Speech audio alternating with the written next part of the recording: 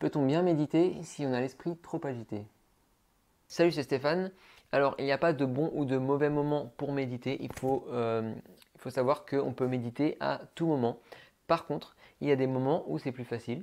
On est serein, on est bien, on vient de se réveiller ou on va se coucher, on est dans un état très propice à la méditation. Mais il y a des fois où on a vraiment le cerveau en tempête. On a des pensées dans tous les sens, du stress dans tous les sens, plein de choses à faire. On n'arrive pas à se poser 5 minutes, on n'arrive pas à dormir la nuit. Et c'est là où, au contraire, le cerveau en a le plus besoin. Donc c'est là où c'est le plus difficile, mais c'est là où vous en avez le plus besoin.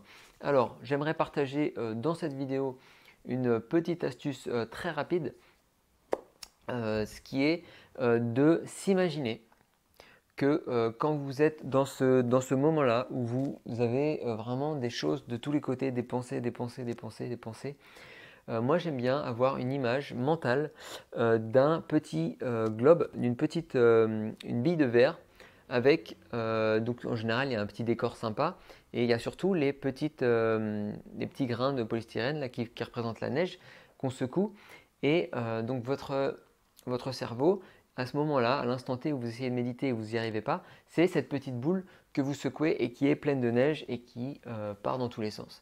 Et donc vous vous mettez cette image dans la tête et puis vous laissez les petits flocons de neige comme ça descendre et aller se poser sur le sol.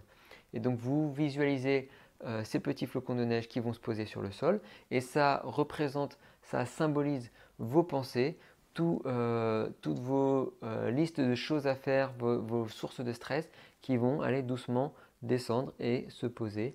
Et donc c'est une image que je trouve très agréable et très propice à une méditation quand on a un cerveau surchargé. Autre possibilité aussi très sympa, vous vous imaginez dans l'œil du cyclone.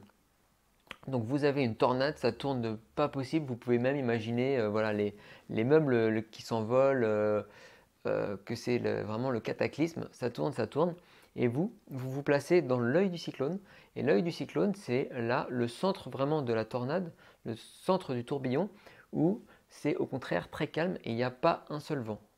Donc c'est vraiment zen. Et donc vous avez toutes vos pensées symbolisées autour par peut-être des éléments qui volent.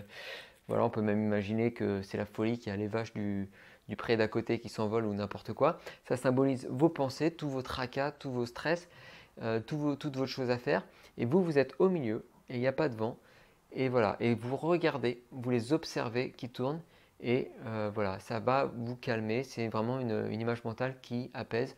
Donc voilà, soit la petite boule de neige, soit l'œil du cyclone. C'est deux images qui peuvent peut-être vous aider à méditer quand vous avez un moment, une tête, à un moment donné, une tête vraiment surchargée.